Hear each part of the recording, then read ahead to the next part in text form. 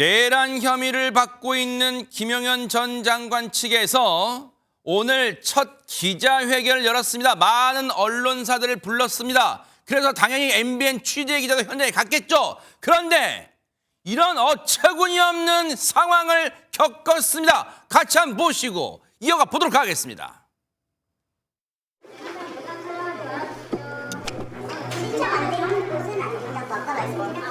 그 신청은 누가 해야 되는 사전에 다 받았습니다.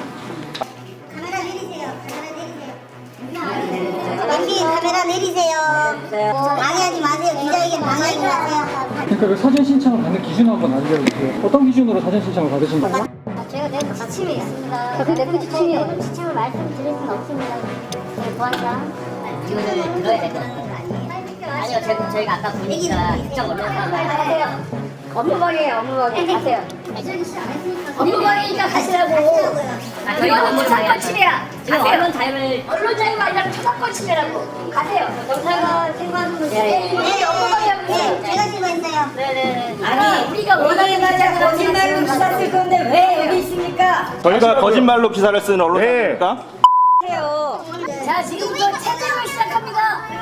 업무방해하시는 분들 채팅을 시작합니다. 거기 어딥니까? 자 채팅하고 있습니다 지금. MBN.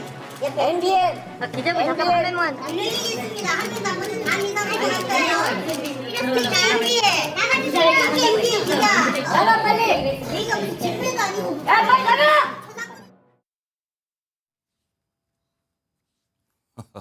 참 헛웃음이 나오네요. 잘들 하고 있네 진짜. 근데요.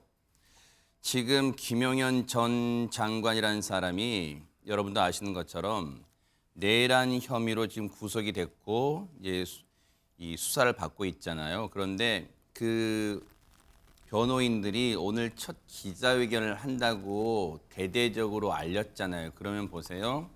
여기에 어느 언론사는 되고 어느 언론사는 안 되고 그런 게 있을 수가 있어요. 자기들이 입장을 밝히면 대체 무슨 말을 하는지 다 궁금할 거 아니에요. 그래서 그 말하는 걸 저희가 시청자 여러분께 MBN의 종합뉴스에서 김주아 앵커를 통해서 다 전해드리고 싶잖아요. 그래서 갔잖아요. 김묘성 기자님 그런데 저런 상황을 맞이했습니다. 그러게나 말입니다. 어디서부터 어떻게 이해를 해야 될지 모르겠습니다. 일단 수사는 제대로 받지 않은 것으로 알고 있는데 기자들을 불러서 자신들의 입장을 기자회견을 통해서 알리겠다. 그런데 그마저도 어떤 기준이 따로 있는 건지는 모르겠지만 몇몇 매체만 선별해서 기자회견을 한다. 도무지 이해가 되지 않는 상황입니다. 김용현 전 장관의 변호인단은 지난 24일이죠. SNS 그 단체 대화방을 만들었습니다. 일정을 알리면서 단톡방에 속한 기자들만 초청을 할 것이다. 라고 공지를 합니다. 이 단톡방은요, 초대를 받거나 아니면 비밀번호를 알아야만 들어갈 수 있고 신문방송 통신 기자들 70여 명이 참여한 것으로 그렇게 알려져 있습니다. 변호인단은 취재를 요청한 기자를 개별적으로 단톡방에 초대를 했는데 일부 기자는 도중에 퇴장을 당한 것으로도 알려지기도 했습니다. 하지만 이 같은 취재 제한 방침이 그에 앞서서도 전해졌었죠. 미리 알려졌습니다. 그러자 방송기자협회와 전국언론노동조합 그리고 한국기자협회는 성명을 냈습니다. 그 성명의 내용은 특정 언론사에 대한 취재 제한을 철회하기를 요구한다라는 것이었고 만약 이렇지 아니한다면 모든 언론이 취재를 거부해야 한다라는 내용을 발표했습니다. 하지만 결국 오늘 MBN을 비롯해서 JTBC, MBC 그리고 KBS 등 일부 언론은 실제로 취재를 거부당했습니다. 일단 어처구니가 없어요. 화낼 가치도 없는 저 사람들이에요. 저런 작태를 보이는 사람들은요. 어디서 민사소송 이런 얘기를 꺼내고 있어요. 그 얘기는 저희가 잠시 또 법률가이신 허준 변호사님 계시니까 여쭤볼 거고 안진영 기자님, 취재를 못하게 하면서 한다는 말이 거짓말로 기사를 쓸 거잖아 이렇게 얘기를 하고 있습니다. 실제로 거짓말로 기사를 쓴 게 있다면 구체적으로 그것을 문제를 삼고 그리고 언론적인 중재위원회나 여러 가지 절차가 있겠죠. 그런 절차를 밟는 게 맞는데 그냥 내부 지침이 있다. 기준이 무엇인가에 대해서도 구체적인 지침을 밝히지 못하면서 안 된다. 거짓말만 쓰고 있다라고 얘기하는 것은 사실상 어불성설이라고 볼 수 있습니다. 기자의 가장 큰 역할, 언론의 가장 큰 역할을 하나만 꼽자면 그건 질문을 던지는 겁니다. 이거는 본인의 질문이 아니라 대중들이 궁금해하는 국민의 질문이라고 할 수 있는데 그거 자체를 못하게 한다는 건 상당히 문제가 됐다고 볼 수 있고요. 네. 또 하나의 오해가 생길 수 있습니다. 어떤 오해냐면은 네. 지금 출입을 못하는 언론사에 대해서는 거짓말만 하고 있다라고 얘기를 하고 있죠. 네. 반대로 생각하면은 출입이 허락된 매체들에 대해서는 그들이 하는 얘기를 그대로 옮겨준다는 이런 식의 오해를 살 수도 있다는 거죠. 네. 결과적으로 볼 때 이런 왜곡된 언론관이 언론 전체에 대해서도 굉장히 또다시 안 좋은 시선을 만들 수 있다는 우려가 생깁니다. 네. 오늘 회견에 이제 어떤 말이 나왔는가는 저희가 나중에 들려드릴 텐데, 나중에 전해드릴 텐데 내용은. 그런데 앞서 짚어볼게요. 허준 변호사님. 저 사람들이 아까 한다는 말이 계속 뭐 기자회견장, 사실 문전박대 당한 거예요. 기자회견장에 들어가지도 못하는 거잖아요. 아까 보신 것처럼. 그런데 계속 이제 그 상황을 찍고 있으니까 카메라 내려 거의 반말투로, 거의가 아니고 반말투로. 그리고 고함도 치고, 그리고 계속 찍고 있으니까 다 증거로 찍어서 체증했어. 민사소송 걸 거야. 근데 뭘 근거로 이게 소송감이 되는 거예요? 한번 여쭤보고 싶어요. 소송감이 됩니까 이게? 글쎄요, 지금 뭐 본인들이 취재를 거부하는 것이 그 주체가 만약에 공공기관이나 지자체였다고 하면 그 공익상의 이유 때문에 이렇게 취재 제한을 하면 안 된다는 법원의 판결이 있긴 합니다. 올해 초에 나왔던 판결인데요. 취재방해 금지 가처분 신청을 일부 언론사에서 대구시를 상대로 냈었는데 왜냐하면 그때 대구시에서 특정한 언론사의 취재를 거부할 수 있다, 취재 거부권이 있다라고 하면서 제안을 했는데 이게 법적 분쟁으로 비화가 됐었는데 그때 대구지방법원에서 특정 언론사, 그러니까 비우호적인 기사를 쓴다고 자의적으로 판단한 언론사에 대한 취재를 거부할 권리가 없고 취재에 응해야 된다는 판결을 내린 적이 있습니다. 네. 그렇지만 이게 지자체였기 때문에 이런 판결이 나왔을 가능성을 배제를 할 수가 없는데 설령 지금 김용현 개인으로 인터뷰를 하는 상황이라고 하더라도 전 국방부 장관인데다가 이 사안은 국민적인 관심으로 공공의 알 권리가 굉장히 그 요구도가 높은 사건이라는 생각이 들거든요.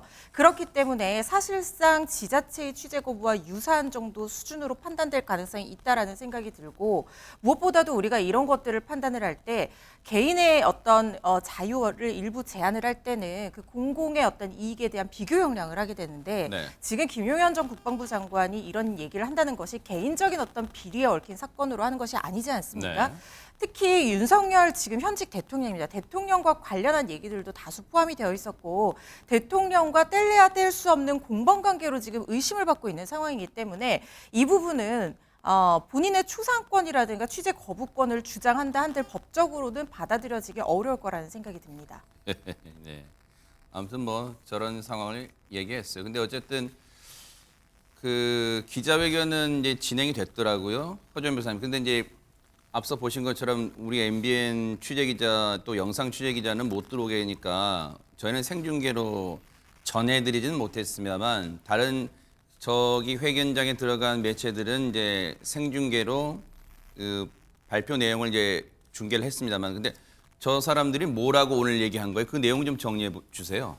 일단 내용 자체는 계엄 선포의 목적을 국헌 문란의 목적이 아닌 정당한 계엄 선포였다라고 주장하는 쪽으로 내용을 정리를 한 것 같습니다. 크게 세 가지 얘기를 들었는데요. 계엄 선포의 배경이 국회를 이용한 정치 폐악질에 대해서 경종을 울리려 한 것이다. 그러니까 야당의 감사위원장 등에 대한 이 감사원장에 대한 등에 대한 22차례의 탄핵 시도 등을 언급한 그런 내용으로 판단이 되고요. 네. 그리고 선거에 관한 국민적인 의혹을 해소하고 규명하기 위해서였다. 그러니까 부정선거 의혹이 있어서 이 부분에 대해서 국민적인 의혹이 있고 그 부분에 대해서 해소하기 위한 어떤 정당한 계엄 선포였다라고 주장을 한 것으로 보입니다. 네. 그리고 종북 주사파, 반국가 세력을 정리해서 자유대한민국을 미래 세대에 물려주기 위함이다.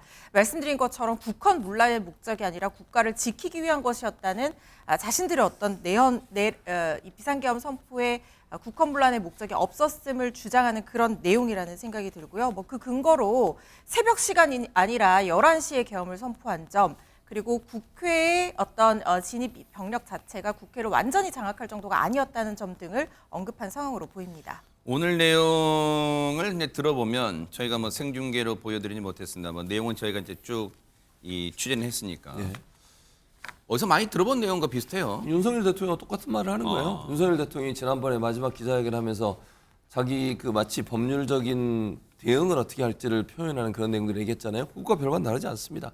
제가 볼 때 기조를 그렇게 갖고 가는 것 같아요. 처음에는 윤석열 대통령이나 김용현 전 장관 모두 다 사과한다. 법적, 그다음에 정적 책임을 지겠다 이렇게 얘기하더니 갑자기 입장을 바꿔가지고 이제는 버티기에 들어간 것 같습니다. 아무래도 이제 여권, 본인들을 지지하는 남아있는 몇 안 되는 여권의 세력들을 좀 규합하려는 의도가 있지 않나는 생각이 들고 윤석열 대통령이 이렇게 나오니까 김용현 전 장관도 그럼 본인도 같은 기조로 가겠다 이런 얘기인 것 같은데 이거는 정말로 손바닥으로 하늘을 가르는 행동이라고 생각합니다. 일단 뭐 예를 들어서 몇 가지만 예를 들어볼게요. 네네. 국회에 경종을 울린다고요? 내란이라고 주장하는 이 비상계엄이 국회에 경종을 울리려고 비상계엄을 선포합니까? 그럼 그건 말이 안 되는 거예요. 왜냐하면 비상계엄을 선포해야 되는 이유와 그다음에 상황을 명확하게 법은 정리하고 있습니다. 네. 그게 뭡니까? 사변이나 전쟁 이와 준하는 상태예요. 네. 국회에 경종을 울리려고 내란을 선포할 수, 내란이 아니죠. 계엄을 선포할 수 없습니다. 그런데 그거를 정당화시키고 있어요. 선거에 관한 의혹이라고 부정선거를 또 끌고 들어오지 않습니까?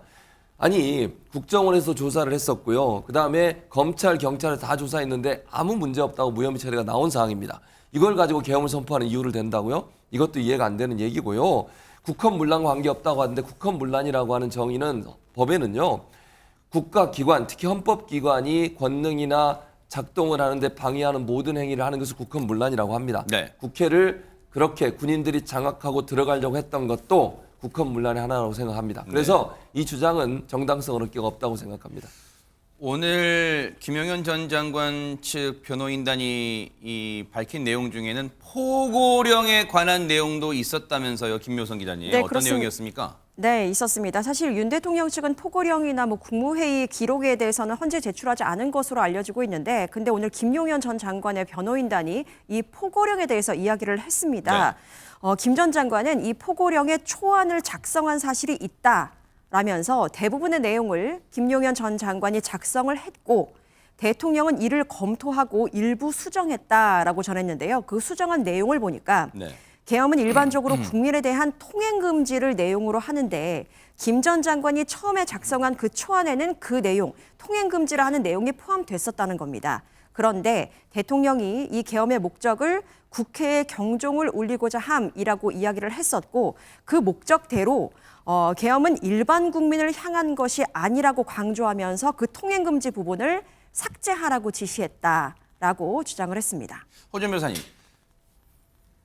그냥 단순하게만 들으면 포고령은 김용현 전 장관 측이 작성한 거예요. 윤 대통령은 아무런 관련이 없어요라고 이제 보이지만 혹시 이게 앞으로 있을 수사, 더 나아가서 재판 과정에서 뭔가 포석을 노린 거 이건 어떻게 해석해야 되는 거예요? 이 부분은 법적으로 상당히 치밀한 고민을 한 끝에 나온 내용이라는 생각이 그래요? 저는 드는 이유가요.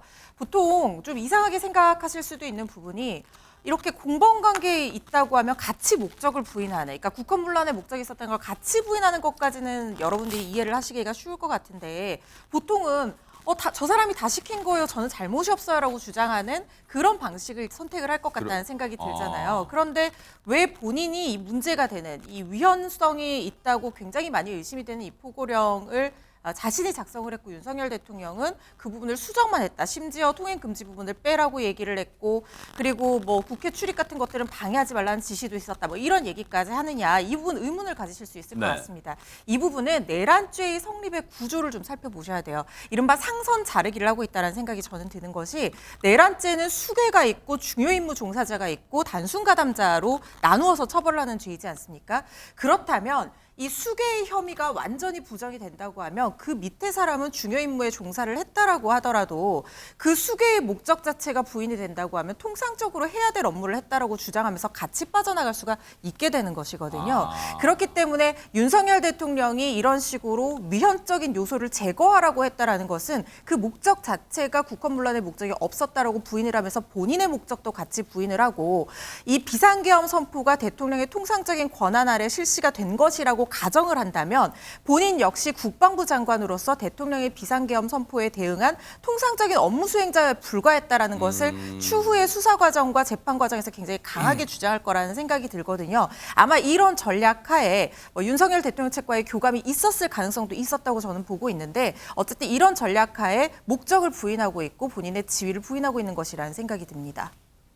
듣고 보니까 그런 생각은 들어요. 물론 변호인의 조력을 받을 권리는 보장돼 있습니다. 그러다 보니까 지금 고도의 변호 전략 차원에서 이런 발언이 나온 게 아닌가 그런 생각이 드는데 앞으로의 수사 과정도 지켜보도록 하겠습니다.